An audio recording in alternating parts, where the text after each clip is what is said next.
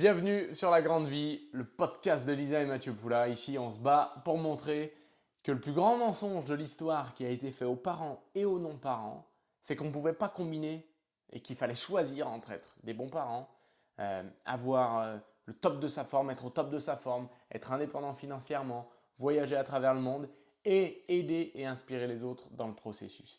Et nous, on croit que c'est différent. Pour nous, l'aventure vers une vie plus saine, plus heureuse et plus riche, elle a démarré en novembre 2013. Et notez bien ce mot, c'est une opportunité qui a bouleversé la trajectoire de notre vie. Et ce mot opportunité, c'est celui sur lequel aujourd'hui on va passer un peu de temps. Regardez, la plupart des gens, et à nouveau il n'y a rien de péjoratif, on était parfaitement dans ce rythme-là. Si tu prends un peu de recul et que tu ne connais pas du tout l'histoire des gens et la vie des gens, depuis des siècles et des siècles, enfin des siècles, ou au moins quelques dizaines d'années, si tu regardes un peu, eh ben, la vie elle commence, tu vas peut-être à la crèche ou quelque chose comme ça, on s'occupe un petit peu de toi et voilà, tu nais, tout va bien, c'est cool, tu ne te rends pas compte de grand chose. Ensuite tu enchaînes la maternelle, la primaire, puis derrière c'est le temps du collège, du lycée. Et à partir de ce moment-là, je résume simplement, mais à partir de ce moment-là, soit tu vas directement travailler parce que tu as un travail, tu es plus ou moins bon avec les études ou tu as plus ou moins envie de travailler et tu vas travailler, ou alors par nécessité tu as besoin d'aller travailler, ou pour certains ils continuent un peu, moi c'est ce que j'ai fait et je suis allé à l'université, ou pour d'autres comme Lisa, tu as un métier qui te plaît et que tu as en ligne de mire et il te faut quelques études pour ça. Voilà. Et là souvent ça correspond, on va dire, ces années d'études et ces années de début de travail, ça correspond pour beaucoup au pic de la vie. C'est-à-dire que par pic, j'entends que tu as du temps, tu as de l'argent, tu as de l'énergie, et même si tu n'as pas énormément de moyens, tu arrives à tout combiner. Et puis après, la vie, elle te prend un peu au sérieux, tu as fait peut-être un crédit, tu as un couple qui se forme, puis derrière, tu fondes une famille, tu as des enfants, et tu as de plus en plus d'engagements, de plus en plus de responsabilités, et toutes ces responsabilités et ces engagements, ils te permettent pas de faire énormément de changements. Et puis ça dure, on se dit qu'à la retraite ce sera mieux, et puis des fois on se rend compte que non. Mais ça c'est globalement, linéairement, voilà comment la vie elle se passe. Et linéairement, j'insiste là-dessus parce que c'est ça le point, c'est que euh, c'est un, c'est un rythme linéaire, c'est un rythme régulier. Il y a des petits changements, il y a des choses qui se font, il y a des choses qui interviennent dans la vie, mais globalement, le train il est lancé et il ne s'arrête pas directement. Et en fait, qu'est-ce que, quand on regarde autour de nous, peut-être des gens qui ont plus ou mieux que ce qu'on voudrait, et des gens peut-être qu'on admire, qui nous inspirent, il y a toujours un moment donné, toujours un moment donné, la rencontre dans ce train de vie linéaire, boum, d'une opportunité qui va venir bouleverser la trajectoire. Et opportunité, c'est au sens large. Et on va le voir maintenant parce que c'est de ça dont je voulais parler. L'opportunité, c'est ce qui fait finalement un petit peu comme si tu naviguais sur un bateau. Ok, tu as l'impression que c'est pleine mer, tout est bien. Et puis d'un coup, ton radar ou ton GPS, il te dit, ah attention, présence de cailloux, tu es obligé de dévier de ta trajectoire. Et puis ça, c'était pas espéré, c'était pas imaginé, donc tu es obligé de prendre un autre chemin. Et en fait, le premier chemin que tu prenais, c'est un chemin que tu prends tout le temps, avec lequel tu te sens bien, qui est habituel, qui est cool. Mais ce petit changement-là fait que tu ne peux pas prendre la route que tu aurais pris intentionnellement et tu vas découvrir des choses nouvelles que tu n'aurais jamais découvert avant. Et bien l'opportunité, c'est ça. L'opportunité, c'est ce déclencheur, ce petit déclic, ce petit truc qui vient faire que la mécanique et la trajectoire bien régulière, bien prévisible et bien classique, elle est interrompue et elle est changée. Et donc les opportunités sous quelle… déjà la première des choses qu'il faut voir, c'est que ça peut être de plein de manières. Ça peut être très heureux, une opportunité, en même temps un petit peu malheureux. Ça peut être un bouleversement familial, un bouleversement personnel, ça peut être quelque chose qui t'arrive qui n'était absolument pas prévu et qui fait que tu dois complètement réinventer ton monde. Bon, ce n'est pas toujours le plus agréable, mais c'est une façon que ça arrive. D'autre part, ça peut être, on va dire, toute la rancœur ou le désespoir ou même le côté inspiration a mûri au fil des années, au fil de ta vie, au fil des expériences et tu te dis non, il doit y avoir différent, il doit y avoir mieux pour moi, il doit y avoir quelque chose d'autre. Et là, ça fait que, ça m'amène à ce point-là, tu arrives à un moment où tu es prêt. Tu es prêt. Soit de force, comme on l'a vu si tu as un bouleversement personnel, soit non pas de force, mais parce que c'est vraiment quelque chose que tu veux, tu en as marre, suffisamment marre, et c'est peut-être ça, tu en as suffisamment marre d'où tu en es et de comment tu es pour envisager un changement et puis surtout ouvrir les yeux. Et c'est ça, les gens se posent parfois la question, mais, ouais, mais comment je fais pour voir des opportunités? Comment ça se fait qu'il y a des gens qui ont l'air de faire plein de choses différentes et d'attirer énormément de chance quand moi, je n'en attire pas beaucoup? C'est qu'ils sont prêts et c'est qu'ils ont les yeux ouverts. Et ça, tout le monde est capable de le faire. Tout le monde est capable de le faire. Et donc, mon point par rapport à ça, c'est si on reste d'un point de vue strictement professionnel et certains diront que c'est réducteur, mais en fait non, parce que dans la façon dont on vit à l'heure actuelle, notre profession au sens large du terme, notre carrière, notre vie professionnelle, elle prend de la place. Elle prend de la place et puis qu'on le veuille ou non, c'est elle qui va déterminer une bonne partie du temps qu'on a disponible, c'est elle qui va déterminer une bonne partie des revenus qu'on a disponibles, c'est elle qui va… Donc c'est elle qui a un impact quand même considérable. Et il y a plein de manières d'améliorer sa vie, mais ce n'est pas le sujet d'aujourd'hui. Le sujet d'aujourd'hui, c'est comment j'attire dans ma vie une opportunité. Eh bien, elles peuvent se déguiser de plein de manières, les opportunités. Mais déguiser, c'est un bon mot. Parce que c'est rarement, ça apparaît rarement une opportunité. La vraie opportunité qui va te changer la vie, ça apparaît rarement comme celle qui va te changer la vie. Je m'explique. Nous, on a mis, et ça reprend mon point précédent, c'est qu'on n'était pas prêt. On a mis 1 an et demi pendant lequel notre pote Quentin nous présentait l'opportunité Herbalife, nous présentait la nutrition, nous présentait les possibilités de l'activité et du business, mais pendant 1 an et demi, on n'était pas prêt. Et en plus de ça, pour être très honnête, on était aussi un peu critique. Et donc, ça fait que jamais une seconde, quand on a démarré, jamais une seconde, on s'était dit, mais c'est cette opportunité-là qui va faire qu'on va avoir la vie qu'on veut plutôt que la vie qu'on subit un peu. Et ça paraît dingue, mais c'est toujours comme ça. Et moi, une part de moi considère que ça, c'est un test. C'est un test pour voir si tu veux vraiment. Un diamant, c'est toujours l'exemple le plus commun, mais un diamant, il n'apparaît pas dans la nature comme un diamant bien luisant, bien brillant. Il apparaît déjà caché dans la terre. Ensuite, il est recouvert, ça ressemble plus à un caillou poussiéreux qu'autre chose. Et c'est en creusant et en le nettoyant et en prenant soin que ça devient un vrai diamant. C'est la même chose. C'est la même chose pour les opportunités. Elles apparaissent jamais exactement comme on le veut. Et ça, je crois que c'est une des choses qui doit être acceptée. C'est que la vie, elle va te surprendre. La vie, elle va te surprendre et elle va t'amener des possibilités de changement qui sont jamais espérées. Je voulais aller un petit peu plus loin dans ce podcast-là pour vous expliquer qu'est-ce qui, selon moi, sont les différentes opportunités professionnelles pour changer sa vie. Mais je pense que, ouais, vous savez quoi, on va le faire. On va le faire maintenant.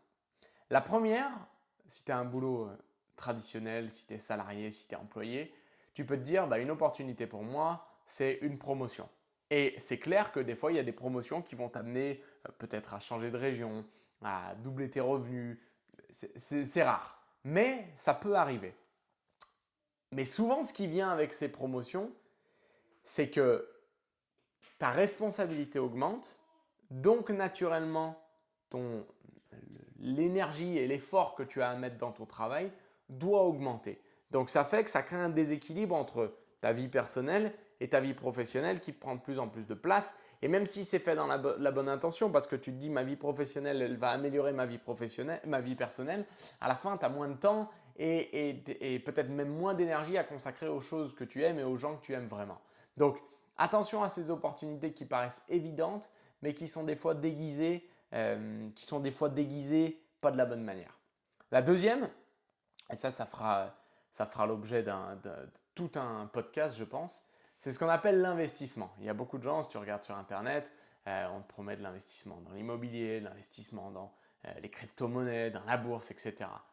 Grave, grave. Et probablement que si vous n'en êtes pas encore à cette étape dans votre vie, vous verrez que le jour où vous aurez un petit pactole ou même des revenus réguliers, ce sera intéressant et intelligent de se pencher sur l'investissement. Mais j'explique juste une chose fondamentale, c'est que si tu n'as que 1000 euros ou 5000 euros ou 10 000 euros, il faut savoir que la moyenne des investissements rentables, peut-être les plus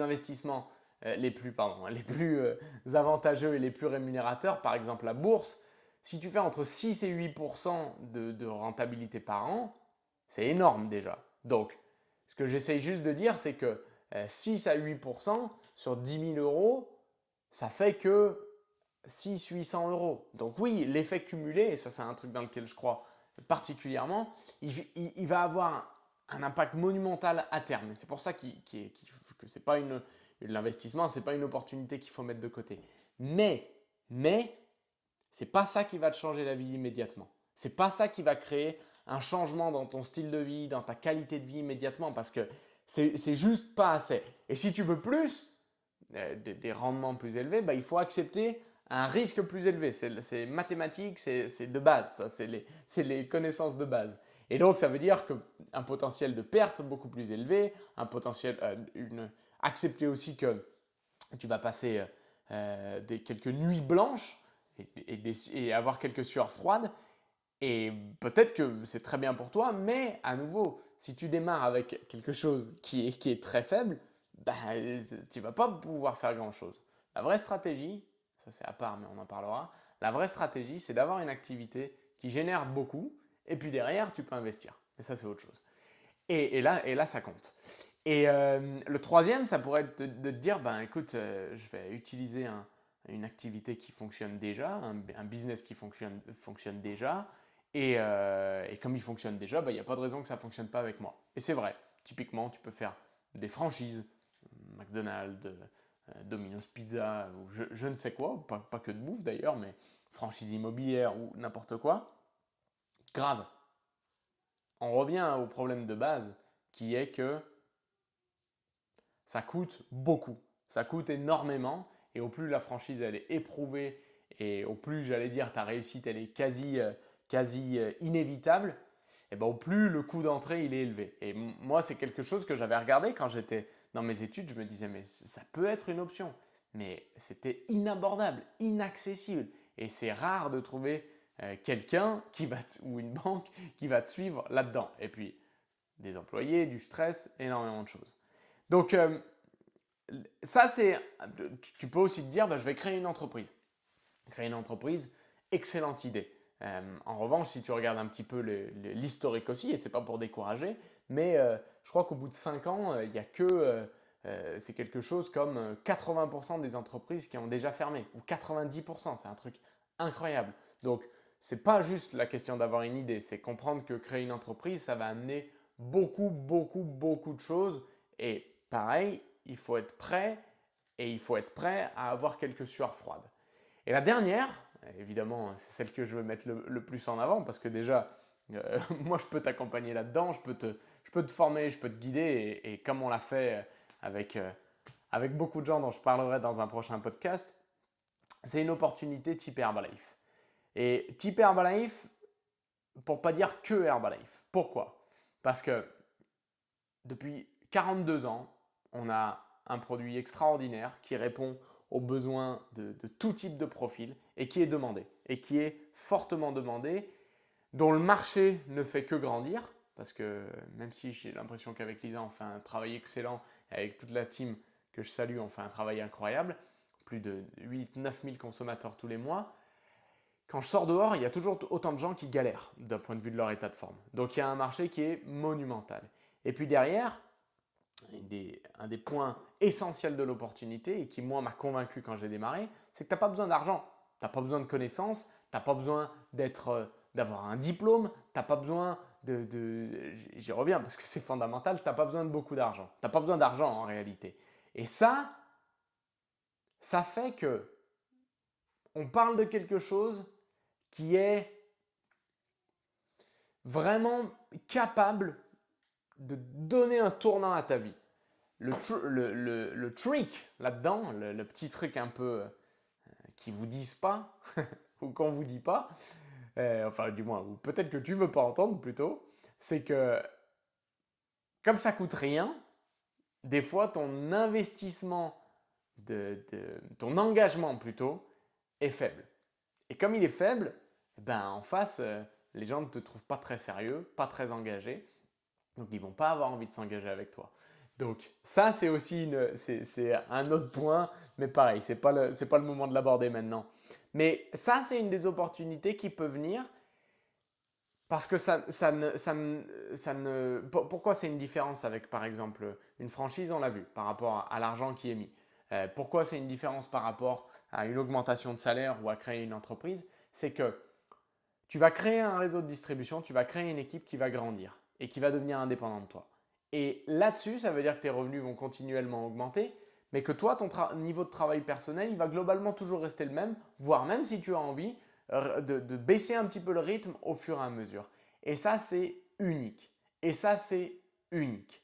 Donc, mon point de ce podcast-là, c'était que tu dois, et peut-être que c'est le premier travail à faire, c'est à quel point est-ce que tu es ouvert à l'heure actuelle aux potentielles bonnes opportunités qui arrivent.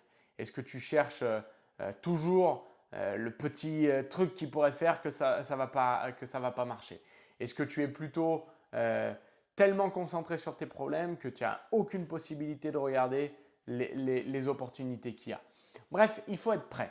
Il faut être prêt et j'espère du fond du cœur que ce podcast-là, il t'aide à te préparer, il t'aide à peut-être relâcher un petit peu les tensions et les muscles un peu tendus ou il te permet aussi de développer une partie du cerveau qui s'appelle l'ouverture à l'opportunité. C'est moi qui l'ai inventé, qui n'était peut-être pas très développé jusqu'à maintenant. Voilà, c'est ça le but, c'est que petit à petit, tu apprennes à faire confiance et puis si un jour, c'est important, mais si un jour, et ça peut être maintenant, ça peut être dans 6 mois, dans 10 ans, on sera toujours là. Si un jour, c'est le moment pour toi de te dire, écoute, je pense qu'il faut que j'ai confiance en Lisa, en maths, il faut que j'en sache un peu plus, alors ce sera le moment où on pourra y aller à fond. Sache que nous, notre rôle, c'est de te guider à fond. On laisse personne de côté. On est toujours impliqué à 200% avec les gens qui nous font confiance.